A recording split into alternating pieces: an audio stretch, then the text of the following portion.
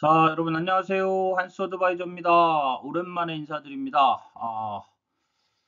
유튜브 이게 동영상 컨텐츠 만들고 생각하는 게 쉽지가 않아요. 왜냐하면 여러분들한테 뭔가 조금 더 새로운 부분도 전해드리고 싶고, 그 다음에 기타 우리 이제 법인 컨설팅 관련 내용들은 여러 블로그, 동영상 많이 올라오고 있는데, 저도 나름 이제 그런 부분도 올리고 있지만, 저는 목표가 실질적으로 우리 구독자 여러분 혹은 법인 영업 컨설턴트 여러분들께서 진짜 중소기업에 경영 지원할 수 있는 컨설팅 이런 부분에 대한 좀 컨텐츠 도움을 드리고 싶거든요. 그래서 많이 생각은 해봐요. 많이 생각도 해보고 이번에 또 5월 며칠이었죠? 우리가 121, 그 관리회계, 회계 경영, 흑자 경영, 회계를 알아야 할 수 있다. 이 내용으로 이제 무려 이틀에 걸쳐서 강의도 진행했는데, 그때 참석해주신 여러분들께 진심으로 감사드리고요. 비싼 강의비였음에도 불구하고, 또 강의 내용에 대해서 많이 또 칭찬도 해주시고, 진심으로 감사드립니다. 고민을 하고 있었어요. 고민을 하다가, 회사를 하나 설립해서 어떤 그 드라마처럼 어떤 경영하는 이야기를 좀 이야기 풀어가듯이 우리 구독자 여러분들한테 전달해 드리면 좀 재밌을 것 같다. 그래서 나름대로 좀 야심차게 준비를 해봤습니다. 그래서 새로운 채널로 주식회사 한스 식품 경영 이야기라는 내용을 가지고 또 다른 채널 하나의 이제 한스 어드바이 채널의 소 채널로 한번 동영상을 찍어보고자 합니다. 그래서 오늘 첫 번째 이야기를 시작을 하도록 하겠습니다. 제목은 주식회사 한스 식품 경영 이야기입니다. 자, 시작하겠습니다.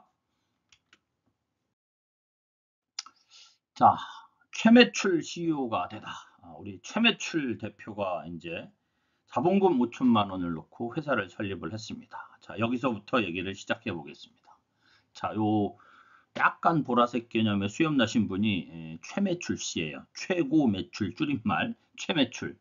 최매출 사장님께서 저는 자본금 5천만 원으로 한스 식품을 설립을 했습니다. 자, 한스 어드바이저와 함께 구독자 여러분께 한스 식품 경영 이야기를 들려드릴까 합니다. 작은 회사지만 여러분들 작은 회사는 경영 방법이 달라야 돼요. 대기업하고 똑같으면 큰일 납니다. 그렇죠? 뭐라고 하죠? 뱁새가 황새 쫓아가다 다리 찢어지잖아요. 그렇죠? 그래서 이 중소기업, 작은 기업의 경영 노하우, 그리고 성공 사례도 있을 것이고 실패 사례도 있을 것이고 이런 내용들을 같이 공유해 보겠습니다. 라고 우리 최매출 CEO가 말씀하셨어요. 그리고 같이 일하는 우리 관리팀의 김 과장님, 중소기업 관리 업무의 달인, 경리죠. 경리는 경영관리의 줄임말입니다. 그리고 저 한스 어드바이저가 한스 식품의 경영 컨설턴트로 이 세 명이 이 주인공입니다. 주인공으로 얘기를 시작해 볼게요. 자, 다음 장 가겠습니다. 자, 밸류 체인 가치 사슬이라는 게 있어요. 가치 사슬이라는 게 있는데, 자, 이 한스 식품 경영 이야기는 여러분들 제가 서강대 세이프 M&A를 들었습니다. 6개월간 온라인 과정을 들었는데 나름 알차요, 이 강의가. 그래서 이 강의를 통해서 배운 내용들을 중소기업에 적용하면서 그리고 적용해 보려는 내용들을 여러분들께 전달해 드리는 겁니다. 그래서 경영에 좀 도움이 되셨으면, 그리고 우리 구독자 여러분들은 컨설팅 하는데 도움이 되셨으면 하는 바람으로 이 동영상을 찍고 있습니다. 자, 밸류 체인 가치 사슬이란 개념인데, 자, 우리 최매출 사장님께서 이제 자본금을 내고 사업을 시작하셨잖아요. 뭐부터 해야 되지? 그렇죠. 사업을 시작을 했으면 무엇부터 해야 될까요? 그래서 제가 말해요. 대표님, 우선 밸류 체인부터 만드시죠. 가치 사슬을 만들자. 사업을 하기 위한 기본 구상을 하자. 이런 개념입니다. 우리 김 과장 모르니까 밸류 체인이 뭐예요? 네? 자, 밸류 체인 가치 사슬이란 기업의 제품 또는 서비스, 이 첫 장부터 오타, 죄송합니다. 서비스를 생산하기 위해 여기 서비스, 서비스, 서비스를 생산하기 위해 원재료, 노동력, 자본, 그야말로 회사를 구성하고 있는 어떤 구성 요소들이죠. 이 자원을 결합해서 기업 활동에서 부가가치를 생성되는 과정을 이렇게 옆에 보이는 어떤 도형, 표로 만들어 놓은 거예요. 그리고 사실은 이제 제가 이 표를 설명드리겠지만 이 표 내용에 경영이 다 담겨 있습니다. 그래서 밸류 체인, 이 경영 전략을 배울 때 가장 먼저 나오는 항목 중에 하나가 하버드 대학의 마이클 포터 교수의 이제 경영 전략 모델인데 밸류 체인이라는 개념입니다. 가치 사슬. 현재도 많은 기업에서 적용을 하고 있고 맥켄지 컨설팅에도 맥켄지의 6가지 밸류 체인이라는 게 있어요. 나중에 소개시켜 드리도록 하겠습니다. 자, 보조 활동. 자, 이렇게 밸류 체인은 이렇게 보조 활동과 주 활동으로 나뉘어 있습니다. 주 활동은 직접적인 생산부터 판매까지의 과정이고 보조 활동은 우리가 흔히 얘기하는 경영 지원, 서포팅 업무 개념으로 생각하시면 됩니다. 그래서 자, 이 보조 활동부터 설명드리면 자, 경영 지원의 경영 관리, 회계 관리, 재무 관리, 법무 관리, 기획 관리. 자, 우리가 중소기업에서 경영 관리는 필요할 거죠. 그렇죠? 회계 관리도 필요하고 당연히 재무 관리도 필요하고 법무 관리는 그렇게 많이 필요하진 않지만 아주 뭐 대기업처럼 어떤 법무팀은 아니지만 법적인 부분도 필요하죠. 그리고 어떤 기획 관리 이런 부분들이 바탕이 되어 준다는 거죠. 경영의 바탕이 되어 주고 HRM, 인사 노무 구인, 사람을 뽑고 교육 훈련을 어떻게 시키고 업무 배치를 어떻게 하고 뭐 역량 개발을 어떻게 시키고 교육을 시켜서 역량 개발을 어떻게 하고 뭐 인사평가 보상 체계는 어떻게 갖고 올 것이냐. 어찌 보면 이 내용들이 좀 대기업에 맞춰져 있는 것 같지만 사실은 중소기업도 다 이게 들어가 있어요. 이게 이제 어떤 일사불란하게 대기업의 어떤 나누어진 부서에서 운영되는 것처럼 나누어져 있지 않지만 중소기업 대표님도 나는 사람을 어떻게 뽑아야 되고 무슨 교육을 시켜 다 고민한단 말이죠. 최근에 제가 만난 대표님은 승진을 시키고 싶은데 보상, 인사평가 보상, 승진을 시키고 싶은데 중소기업이 가지고 있는 어떤 자체 규정이 없다는 고민을 하고 있다는 거죠. 이런 부분에 대해서 우리가 도와줄 수 있는 게 얼마든지 많이 있다. 그 다음에 연구개발, R&D. 이거는 우리가 그냥 뭐 절세에서 R&D가 아니고 실질 연구 개발이 얼마나 중요한가 이런 부분들이 서포터가 돼야 되고 그 다음에 구매 원자재며 기계며 다 이게 하나의 기업 경영 활동에 다 포함이 되어 있는 거죠. 그렇죠? 그리고 이제 주 활동은 뭐냐면 이제 생산 어찌 보면 그냥 생산과 판매라는 하나의 루트로 딱 설명이 돼요. 내부 물류는 뭐냐면 재고를 어떻게 구입하고 보관하고 그 다음에 재고를 검수한다는 건 뭡니까? 좋은 재고가 들어왔는지 안 들어왔는지 좋은 재고가 들어와야 좋은 제품을 만들 수 있잖아요. 그리고 어떻게 생산에 투입하는지 이런 부분들은 우리가 유실률이라는 재고 손실 등 여러 가지 재고 관리 측면에서 접근이 되기 때문에 상당히 유용한 부분입니다. 내부 물류란 개념, 그 다음에 제조 생산, 가공, 조립, 생산, 관리, 제품 관리 이 부분도 컨설팅하는 우리 입장에서 어떻게 하십시오라고 말씀드릴 수는 없을 수도 있으나 조금만 더 깊이 기업 경영 컨설팅에 다가가 보면은 우리가 서포트할 부분, 어드바이스 할 부분이 얼마든지 있다. 그리고 외부 분류, 납품, 제품 재고 관리.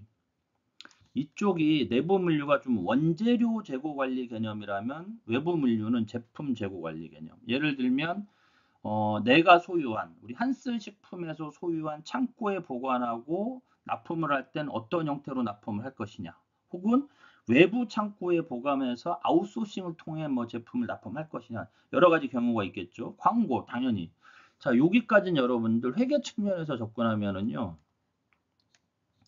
매출 원가 개념에 제조 원가 즉 생산 개념의 접근이고 마케팅 영업 여기는 우리가 회계 차원에서 접근하면은 판매 관리 우리가 여기다 B를 붙이면 판매 관리 비용을 붙이면 판매 관리비가 되겠죠. 자, 이런 부분에 대해서 이 가치 사슬 밸류 체인을 만들어 놓고 이제 한스 식품 경영에 이런 하나 한 가지 부분들을 우리 구독자 여러분들과 공유할 계획입니다. 자, 다음 장 가겠습니다.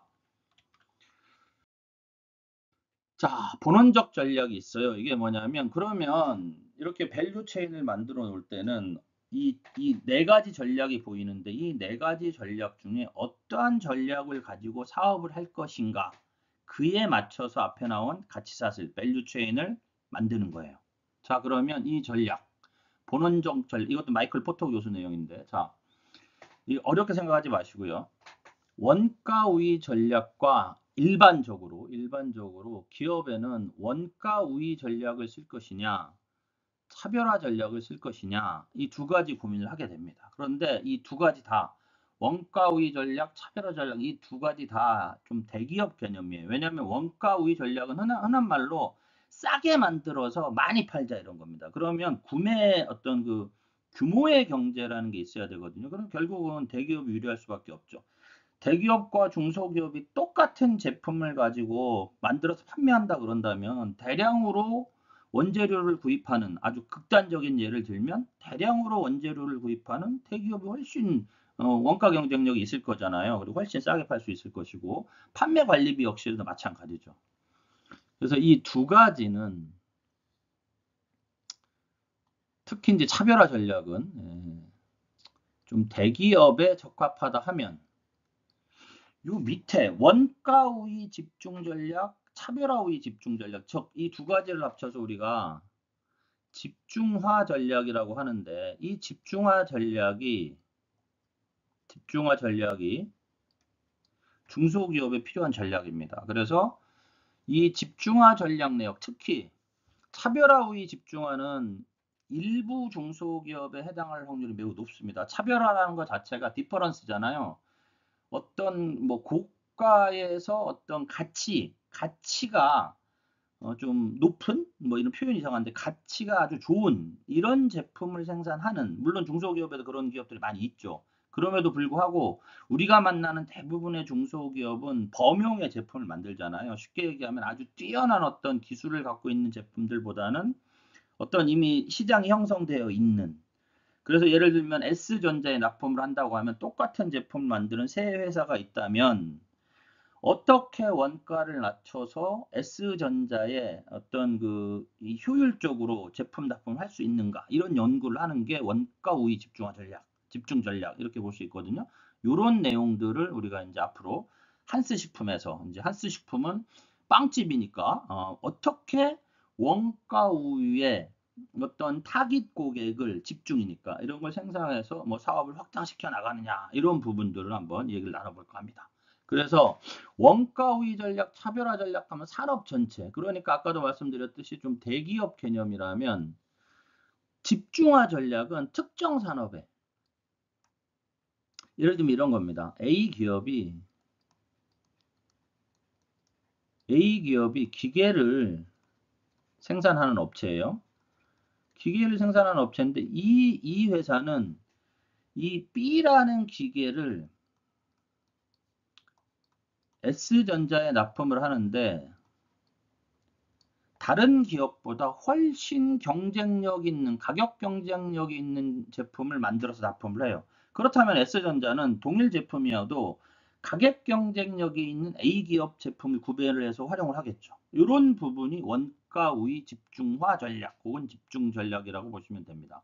그래서 경쟁의 범위는 이 원가 우위 차별화 전략이 산업 전체 좀 큰 규모, 대규모 경제 개념이라고 한다면 이 특정 산업 집중화 전략은 약간 뭐랄까 좀 이 타깃, 틈새 시장 이런 개념입니다. 우리가 만나는 중소기업에 적합한 개념의 이제 경영 전략이 될 거예요.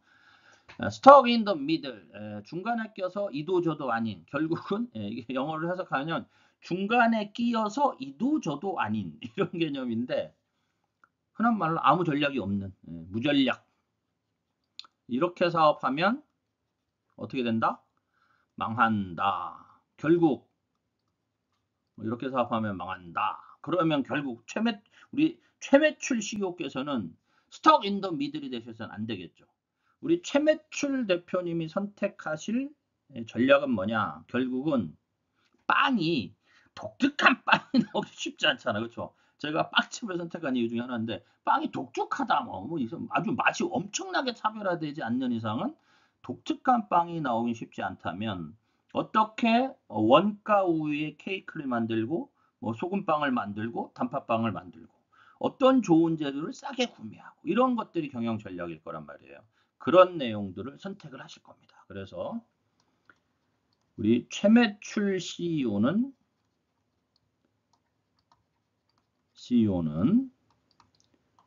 원가 우위 집중화 전략을 토대로 해서 경영을 해보려고 합니다.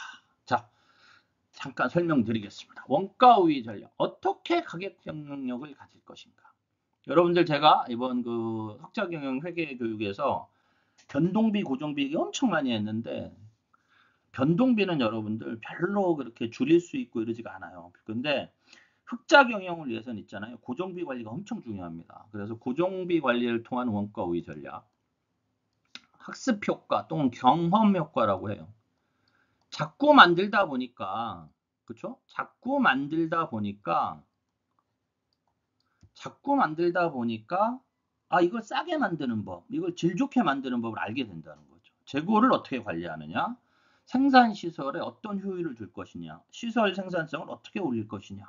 공유 부품이라는 게 예를 들면 A 제품과 B 제품을 만드는데 공유되는 어떤 부품들이 있는데 이것을 효율적으로 활용하면 A, B 제품에 동시에 들어갈 수 있다고 하면 다량 구매가 가능하잖아요. 뭐 한 예를 들면 그러면 어떻게 돼요? 싸게 구매할 수 있겠죠. 많이 구입하면. 이런 부분들이 뭐 원가 우위 전략을 가지고 가는 어떤 기초적인 전략 중에 하나다.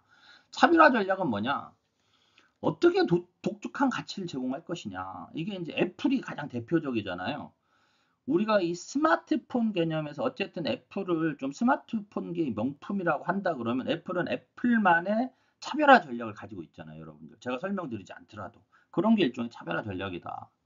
그래서 기업 전반, 이 차별화 전략은 좀 어렵습니다. 그래서 이거는 제가 막 설명드리긴 어려운데, 아까 앞에서 말씀드렸던 가치 사슬 전체를 차별화시켜가면서 제품 차별화 전략을 갖고 가는 내용들이 많거든요. 그래서 그런 부분, 그 다음 속성. 제품의 외형적인 측면에서의 속성을 어떻게 차별할 거냐. 심리적 속성의 차별은 뭐냐면 고객들을 대상으로 해서 비싼 물건을 어떻게 사게 할 것이냐. 동일 그 뭐랄까 기능을 가지고 있는데 내 제품을 가지고 있으면 흔한 말로 좀 뭐 누가 보기에 인정받는다. 아니면 뭐 부티 난다. 뭐 이런 저 제품을 가지고 있으면 일종의 명품처럼 이런 거다. 이런 심리적 속성의 차별화. 이런 건 이제 또 차별화 전략이라고 그러고 집중화 전략은 이제 우리가 자주 얘기할 겁니다. 어떻게 시장을 세분화해서 공략할 것인가.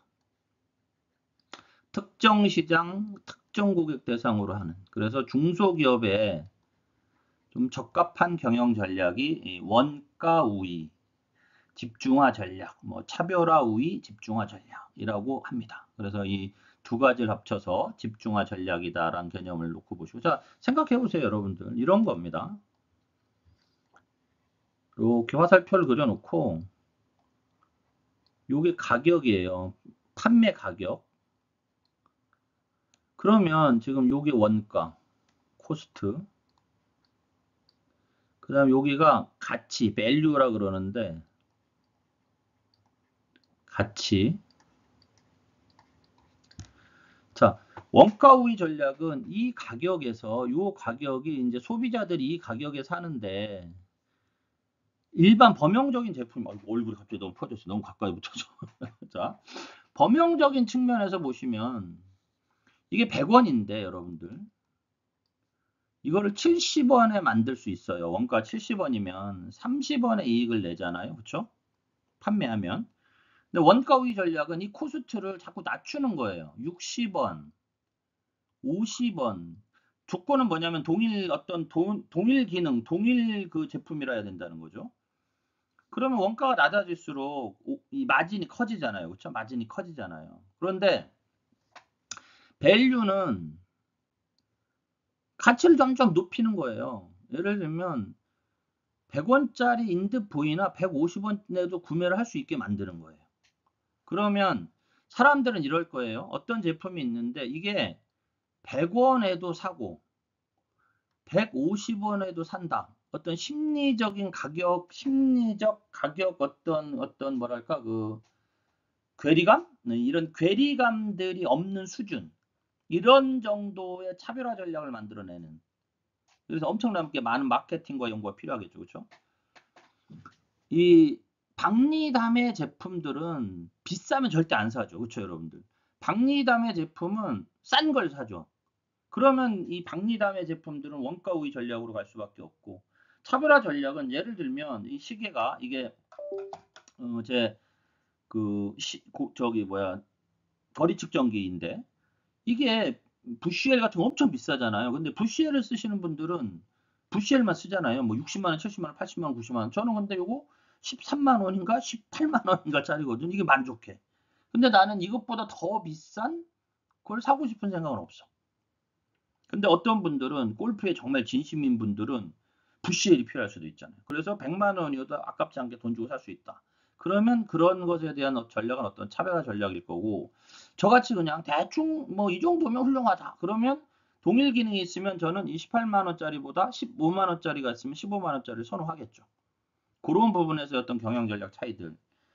중소기업 입장에서는 과연 어떤 게 정답일까? 물론 뭐 둘 다 정답입니다. 뭐 어느 게 딱 맞다라고 얘기할 수는 없으니까. 하지만 우리가 만나는 대부분의 중소기업은 원가 우위 전략 쪽에 조금 더 힘을 실어주는 게 맞지 않느냐, 이런 생각이 듭니다. 자, 다음 장 넘어가겠습니다. 그래서 한스식품 경영 이야기는 어떻게 되냐면 그냥 하나의 회사의 어떤 그 경영 과정을 보여드리도록 하겠습니다. 우리가 회사를 설립해서 자금을 조달하고, 자금을 조달할 땐 타인 자본, 부채, 자기 자본, 뭐예요? 증자, 내가 투입한 자본금, 이런 걸 토대로 해서 기계, 설비, 시설을 만들고 원재료를 구매하고, 그 다음에 이제 만드는 과정, 요 제품을 제조하고 생산 납품하고 팔고 돈을 받고, 이런 일련의 과정들이잖아요. 이게 하나의 회계의 흐름인데 이 안에 경영이 다 있습니다. 이 안에 여러분들이 저희 한스 어드바이저 채널을 보면 대부분 재무회계와 세무회계에 대한 얘기였다면 이 얘기도 물론 한스 어드바이저의 10분 컨설팅을 통해서 여러분들한테 지속적으로 컨텐츠 업데이트를 할 겁니다. 한스 식품 경영 이야기는 관리 회계 개념이 좀 강해요. 즉 경영을 하자는 거죠. 우리 구독자 여러분, 저랑 같이 한스 식품을 같이 경영을 해보시는 거예요. 그래서 여러분들께서 댓글에 이러이러한 상황의 어떤 경영 뭐 이런 것들을 좀 올려주시면 제가 다음 컨텐츠 제작할 때 그런 내용들을 반영을 해서 우리 최매출 사장의 고민인 듯 만들어서 어떤 해결 방안을 여러분들과 공유해 보기도 하고, 또 여러분들의 어떤 참여를 할 수 있는 어떤 그 참여형 컨텐츠 내용도 한번 많이 좀 만들어 보도록 노력하겠습니다. 자, 강의 안내 하나 드리고 이번 한스식품 경영 이야기는 초회 1회는 마치도록 하겠습니다. 저번에 말씀드렸던 관리회계 강의인데 이 흑자 경영, 회계를 모르면 경영하지 마라. 흑자 경영, 회계를 알아야 할 수 있다. 이 강의를 이틀에 걸쳐서 했는데 겁나 빡세게 했습니다. 힘들게 했는데 여러분들 그 반응이 좋으셔서 한 번 더 해볼까 합니다. 이 내용은 제가 별도로 요 페이지 내용 자체는 그 뭐 PDF 파일로 해서 공유할 수 있는 방향을 찾아서 공유할 수 있도록 하겠습니다. 강의 예정일은 5일, 6일, 6월 5일, 6일, 5일이 월요일이고 6일이 쉬는 날이니까 요때는 뭐 이틀 강의 좀 참석하시는 게 좀 용이하실 수 있을 것 같아서 하고, 영등포 주변에서 합니다. 강의비는 우리 익스퍼트 회원님들은 70만 원이고 그 외에 이제 100만 원이고 교재가 무려 113페이지예요. 그리고 중식은 다 제공하겠습니다. 그래서 요 강의 안내는 제가 별도로 댓글에 그 노션 강의 안내 페이지를 만들어 가지고 다시 안내해 드리도록 하겠습니다. 참고만 하시고요. 마지막 인사드리고 한스 식품 경영 이야기 첫 번째 시간은 마치도록 하겠습니다. 자,